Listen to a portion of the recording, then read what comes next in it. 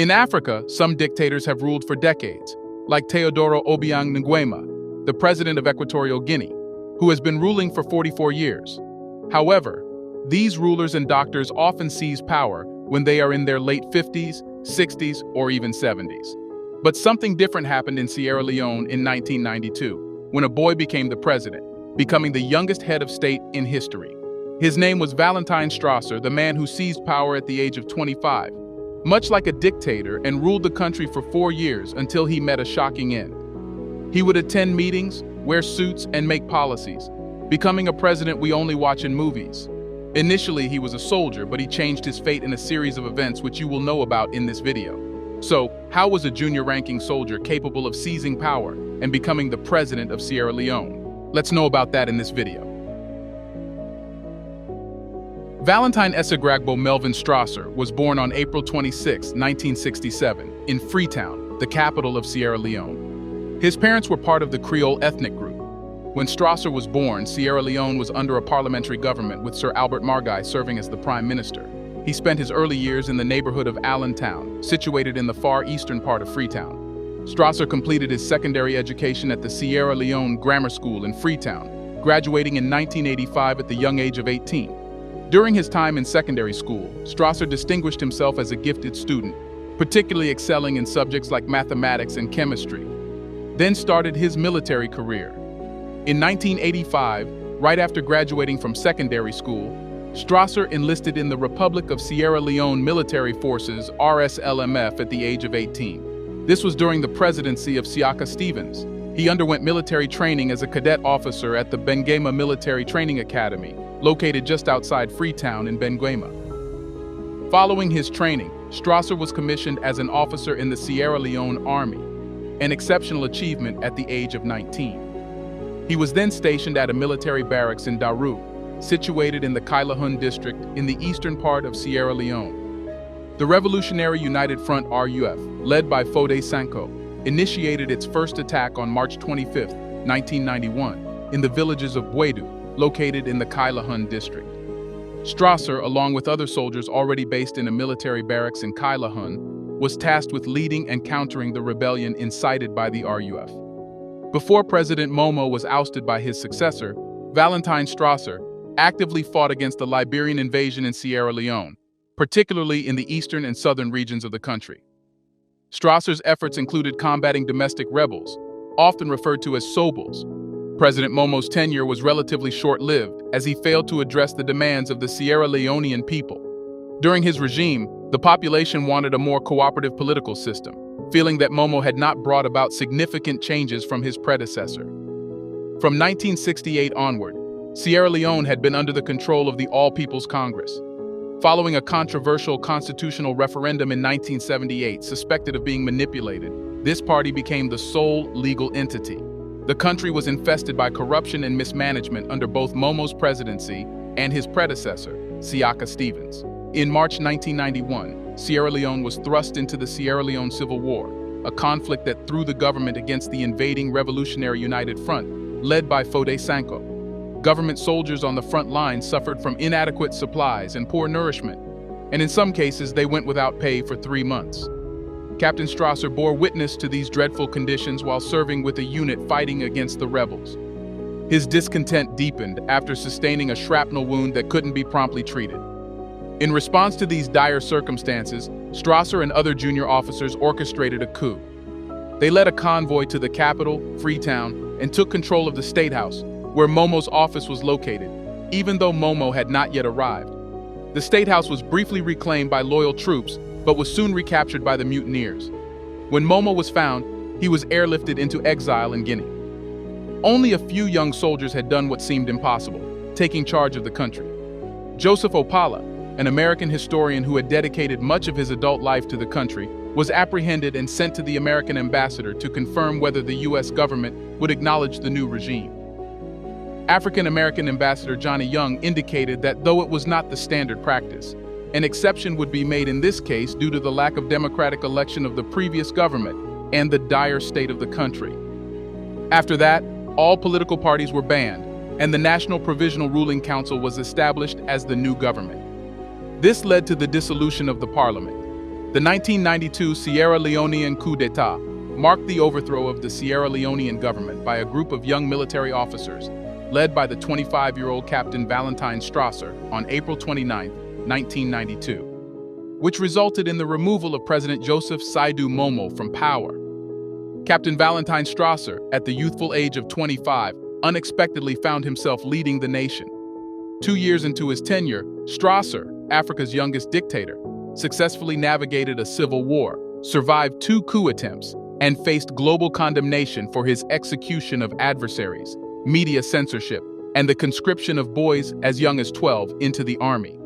In addition, he supported a 2-year transition to democracy, initiated the cleanup of the capital city, resumed tax collections, reduced street crime, downsized the civil service by a quarter, and lowered inflation from an annual rate of 115% to under 15%. Thrust into the public eye, Strasser, then 27, along with his fellow ruling junta members in their 20s, was acutely aware of the historical judgment they faced as the first African leaders born after colonial rule. "We all believe this was for posterity," Major Julius Mata Bio, 29, Strasser's second-in-command, expressed. "I assumed a position of significant responsibility. I embraced my duties," he said, while paradoxically adding, "but as a young man, I couldn't say I enjoyed them." Strasser and his peers came of age during the corrupt dictatorships of the 1970s and 1980s, a period when the education system deteriorated to the point where students had to take their chairs home to secure a seat in class the following day. Strasser chose to join the army after completing high school. He rose to power in the post-Cold War era, during which the world's sole superpower could demand democracy and free markets in exchange for financial aid.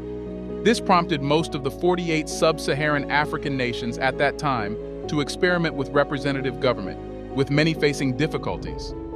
By any measure, the prospect of Strasser's government peacefully transitioning to a model democracy within 2 years seemed unlikely. Nonetheless, this didn't discourage the world from offering an intensive civics lesson. Hence, Strasser found himself bombarded with advice from Nigeria, the continent's largest military dictatorship, the United States and its allies, as well as the International Monetary Fund, the global arbiter of economic aid. His acceptance of the painful IMF restructuring conditions came with its rewards.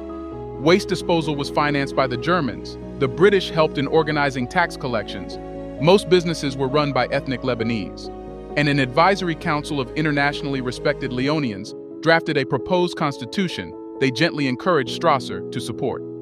His junta members, recognized by their trademark attire of sunglasses and berets, also received regular counsel from the fellow West African nation of Ghana. In Ghana, Flight Lieutenant Jerry Rawlings had turned his own young soldiers' coup into an election victory. Nigeria played a crucial role in assisting Strasser in fighting a rebel war that had paralyzed the diamond industry in the south and east. Nigerian troops were also responsible for the defense of Freetown, including Strasser's home. The Nigerian dictator, General Sani Abacha, had set a somewhat negative example for Strasser by ousting a civilian government, dissolving elected legislatures, and rolling back a decade of economic restructuring last year. They had their merits. General Bio, Strasser's second-in-command, commented about the diverse influences, but they had their flaws as well. Nonetheless, the boys, as they were known, had limited experience with democracy or the outside world. Bio would glare sullenly from behind his office desk while a press aide scolded a reporter for asking inappropriate questions. Dealing with them required extreme tact, noted Tejan Kaba, former manager of the UN Development Program in New York and chairman of the Advisory Council. The Oxford-educated Kaba, age 62, revealed that the Advisory Council subtly applied pressure to the Strasser government so as not to embarrass them. The council promoted the 170-page draft constitution by canvassing villages with posters and slogans in the indigenous languages. The schedule called for a public referendum on the document in May 1995, with plans for the election of a multi-party government in 1996. The council acknowledged that selling democracy was not an easy task in one of the world's poorest nations, where the life expectancy was 42 years, 86% of the population was illiterate, and infant mortality rates ranked among the world's highest. Young Leoneans, who had embraced Strasser as one of their own, had been toughened by years of deprivation and repression. Here's a reminder to please like and share the video, and subscribe to our channel to watch more videos on Black culture, history, civilization, and identity. Let's continue now.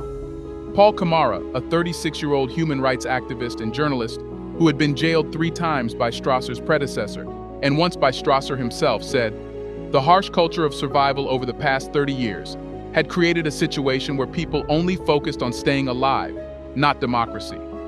Strasser was meticulous in his avoidance of the press and declined all interview requests. Those who interacted with him regularly observed his growing isolation and noted his reduced involvement in daily decision-making.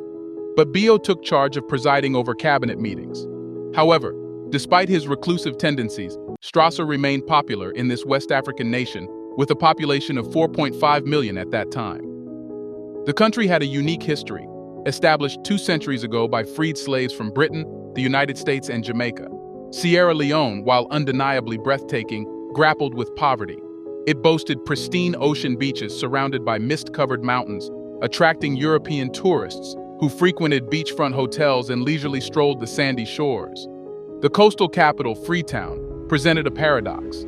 It was a clean city, yet astonishingly disorganized, with colonial-era buildings in various states of decay. The narrow dirt streets were constantly congested and often closed off whenever Strasser set out for a drive. Sierra Leone had achieved independence from Britain in 1961, but had endured a prolonged decline marked by coups and contested elections that led to numerous casualties. In 1985, Major General Joseph Momo, the army commander, had assumed control, plunging the nation into a state of perpetual fuel shortages, food scarcities, and rampant corruption, which siphoned off 90% of the diamond production. In 1991, a rebellion started, forcing 1.5 million people to flee their homes. Due to Momo's inability to pay or feed his soldiers, junior officers grew discontented and became agitators. By May 1992, the situation had deteriorated to such an extent that the United Nations designated Sierra Leone as the world's most inhospitable place to live. That's when, a few days later, 9 junior officers led a convoy of 60 soldiers into town, demanding their pay at gunpoint. The deeply unpopular Momo, with virtually no support left, fled the country. The mutineers, a group primarily composed of uneducated men hailing from rural villages, approached the more charismatic Strasser to lead a provisional military government. He quickly gained a reputation as a savior among the people, even though, at times, they overlooked or even celebrated his regime's initial instances of human rights violations. These violations notably included the execution of 29 alleged coup plotters on the beaches of Freetown without the benefit of a trial. This action led to Britain suspending its aid to the nation. Although these abuses were eventually brought under control, and Britain resumed its assistance in January, the house arrest of 30 politicians continued, and approximately 20 newspapers remained shuttered. In addition, 4 journalists faced prosecution on charges of sedition for citing a Swedish newspaper's allegations that Strasser and his associates were involved in the illicit trade of diamonds in Brussels. Despite some modest improvements in living conditions, the country experienced virtually no economic growth. Investors opted to steer clear of a nation mired in conflict and led by soldiers in their 20s. John Benjamin, a former businessman at 41 years of age, stood as the sole civilian member of the ruling junta, and the only one exceeding the age of 29. He staunchly contended that the young government's stability was no less dependable than any other in West Africa. "I genuinely believe they have matured," he remarked. "All our colleagues have taken their roles more seriously. They are acutely aware of their place in history, and they are resolute in their determination not to fail. When you are in your 20s and you make a mistake, you have a longer time to live with the consequences." However, Strasser's era came to an end in 1996. In January 1996, after nearly 4 years in power, Strasser found himself ousted in yet another military coup. This time, the coup was initiated by his fellow NPRC members, who had become dissatisfied with his handling of the peace process. The uprising was led by his deputy, Brigadier General Julius Maada Bio, along with Colonel Tom Nyuma and Captain Kamba Manda.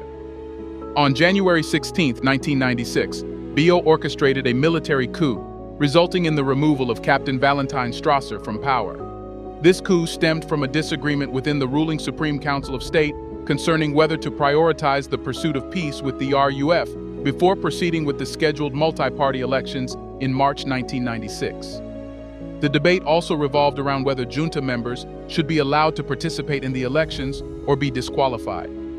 The coup garnered support from several high-ranking NPRC officers, including Colonel Tom Nyuma, Lieutenant Colonel Kamba Manda, Lieutenant Colonel Reginald Glover, Lieutenant Colonel Idris Kamara, and Lieutenant Colonel Karefa Kargbo. Captain Valentine Strasser, then the leader of the NPRC and the military head of state of Sierra Leone, was apprehended by his own military bodyguards at gunpoint, individuals who were responsible for his protection. He was promptly transported into exile in a military helicopter bound for Conakry, the neighboring country of Guinea. After his overthrow, Strasser was awarded a fellowship by the UN to pursue a law degree at the University of Warwick in Coventry, England. However, he discontinued his studies after 18 months. In 2000, Strasser's application for asylum in England was rejected. He then attempted to enter the Gambia, but was denied entry there as well. Eventually, he returned to Sierra Leone, where he lived in poverty and relied on a small pension in Grafton, situated to the east of Freetown. He worked at the ICT Institute, where he provided computer skills training to young people. In January 2019, he fell severely ill and was transported to Ghana for medical treatment. Due to peripheral artery disease, he had to undergo the partial amputation of his left leg. After a period of rehabilitation, he returned to Sierra Leone in July 2021 and was given an apartment by President Bayo. However, allegations arose that the government was keeping Strasser under house arrest, as claimed by Amadou Makalo Koita, a member of the opposition All People's Congress. Valentine Strasser, who once held the distinction of being the world's youngest head of state, now had to answer for war crimes. Strasser had ruled Sierra Leone with a legacy of violence from 1992 to 1996, and had been residing in London since 1996. Becoming the world's youngest head of state at the age of 25, he had cultivated a striking image often seen in Ray-Ban sunglasses and designer clothing. Despite widespread criticism of his human rights record from organizations such as Amnesty International, the young leader had swiftly forged relationships with world leaders, including Bill Clinton, John Major, and Nelson Mandela. However, a mere 8 months into his leadership, Strasser's armed forces executed 26 political opponents on a beach outside Freetown. Now, after losing all power, he had to answer for that. The international community was appalled, prompting Britain to immediately suspend its aid to the country. Amnesty International reported that individuals suspected of supporting the rebel Revolutionary United Front had been subjected to torture. Government soldiers were accused of committing atrocities. By January 1995, state radio was encouraging citizens to have sticks and stones and machetes ready, as hundreds poured into Freetown, recounting tales of torture, mutilation, and cannibalism. Ousted from power in 1996, Strasser led a nomadic existence in the UK while awaiting a decision on his asylum application. He abandoned his law studies at Warwick University, having initially entered the country on a student visa. "I wouldn't rule him out at this point," said an acquaintance of Strasser based in London on Friday night. "He still has a support base in Sierra Leone, and any efforts to return him there would need to be meticulously considered." Strasser's plea for asylum in the United Kingdom, his home since 1996, was rejected, compelling him to depart from the country. Consequently, Strasser's situation deteriorated as he grappled with the absence of a dependable source of income. His financial struggles grew increasingly burdensome. During this period, a particularly moving and widely publicized incident took place. Strasser was spotted in a public location, begging for food. This occurrence served as a poignant symbol of his stark decline from the position of head of state to a state of severe poverty. It captured the attention of both the media and the general public. Strasser's life had taken a drastically different path from the days when he was recognized for his extravagant image and leadership style. The images of him seeking food acted as a stark reminder of the hurdles faced by leaders who tumble from their previously prominent roles, evoking a mix of compassion and critique from various quarters. Later, Sierra Leone's President Bayo, the same man who had ousted Strasser, offered him a house as part of an initiative to help him overcome substantial challenges, which included financial difficulties and health problems. The intention behind providing him with this house was to furnish him with a place to live and to extend support as he attempted to rebuild his life. Strasser's life in this new residence likely involved a period of adaptation as he made the transition from his previous circumstances. The house provided him with a stable and secure place to call home, which was of great significance to Strasser, especially following his return to Sierra Leone from abroad. However, it's worth noting that there were allegations suggesting that he might have been subject to house arrest. This hints at the possibility that his living situation may not have been entirely unrestricted. The specific details of Strasser's life in the house, as provided by President Bio, hinged on the agreed-upon terms and any potential constraints imposed by the government. That's how the youngest president in history found himself in the brutal world in his old age. What do you think?